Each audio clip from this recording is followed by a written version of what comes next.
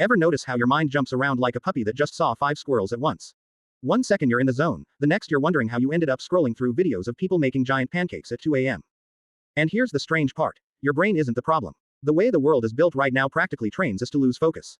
It's like trying to read a book in the middle of a food court. But there are a few simple tricks that flip that chaos on its head, and they work faster than most people expect. Some of them feel almost unfair, like you're cheating the system. So if you've been feeling scattered lately, wait until you hear the 4 focus moves that actually make your attention behave. This is where things start getting interesting. Most people think focus is all about willpower, like you either have a laser brain, or you don't. But focus has a lot more to do with timing than talent, and food plays a bigger part in it than most folks ever imagine. Picture your brain like a little engine. Give it the right fuel at the right moment, and it hums. Give it the wrong thing at the wrong time, and it sputters, stalls, or decides it wants a nap on the floor. It usually starts early. You wake up, grab whatever is closest, maybe nothing at all, and rush into the day. At first you feel fine, maybe even sharp. Then, out of nowhere, your energy slides. Your thoughts slow down, you reread the same sentence 3 times, and suddenly you're hunting for snacks like you're on some survival show. That crash, it almost always comes from eating at odd times or stuffing your body with a heavy meal when your brain needed something light. Most people don't realize that your body has its own rhythm for food. When you eat at random hours, your blood sugar bounces all over the place, and your attention follows. That's why people feel alert 1 minute and useless the next. It's not a personal failure. It's timing. So what actually works? The first key moment is the morning. Your brain wants something small but steady to start the engine. Nothing huge, nothing sugary, just enough to wake up your system without frying it.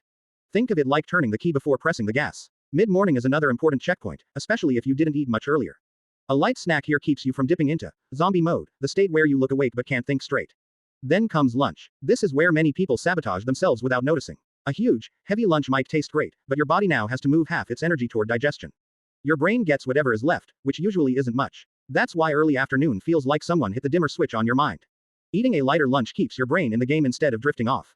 Late afternoon is trickier. Your energy naturally dips, so a small boost, not a meal, helps you stay sharp without spiking and falling again. Eating a full meal here is like hitting the brakes at the wrong time. Dinner should land early enough for your body to settle, not moments before sleep.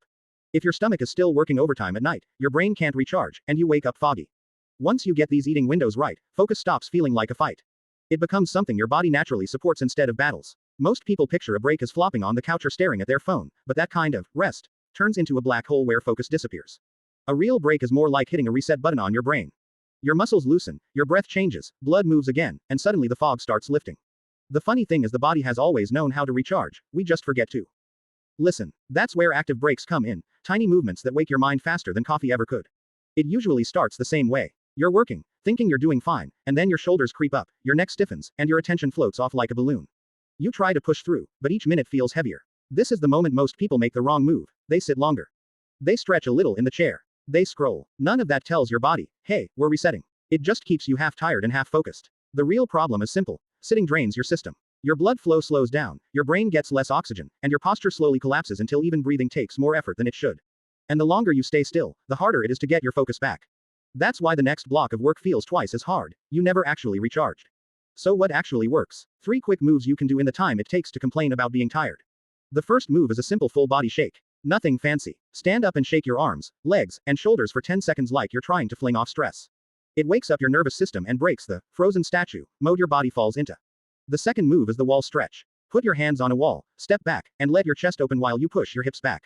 It's like telling your body, breathe again. This move resets your posture and opens the areas that tighten when you're focused on a screen. The third move is the stair-step lift, even if you don't have stairs. Just lift one knee up, then the other, like you're marching in place. It gets your blood moving, warms your core, and gives your brain a fresh wave of oxygen without breaking a sweat. Do these 3 moves between work blocks and you'll notice something strange. The next block feels easier. Your mind snaps back faster. Your body feels lighter. It's not magic. It's just giving your focus what it needed all along.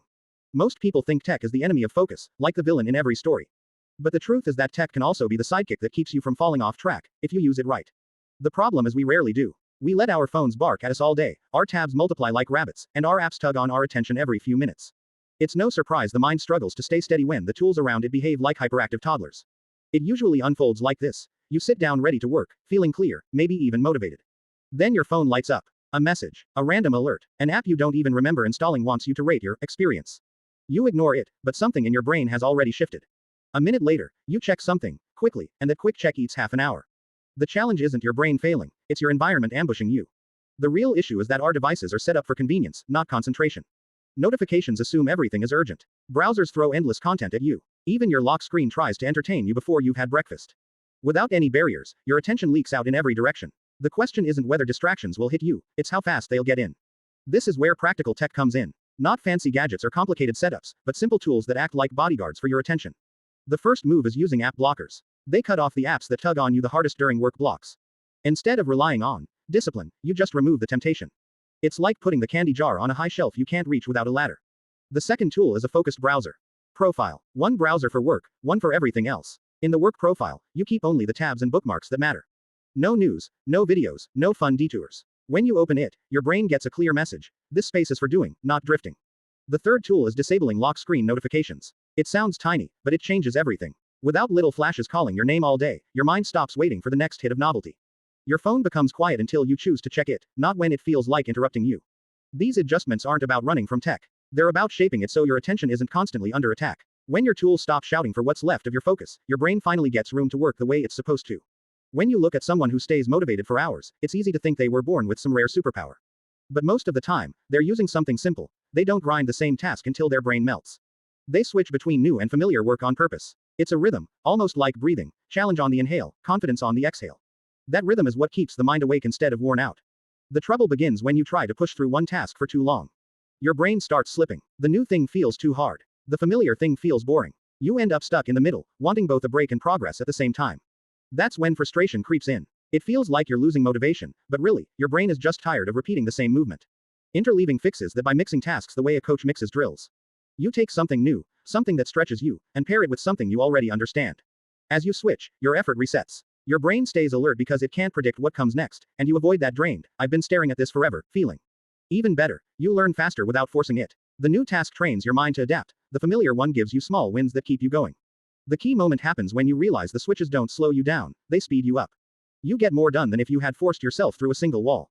You stay curious, your mood stays steady, and the day feels lighter. It's motivation without needing to hype yourself up. By the end of a working session built on interleaving, you've built progress in multiple areas instead of draining all your energy on one.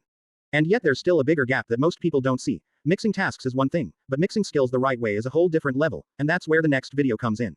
Watch the next one.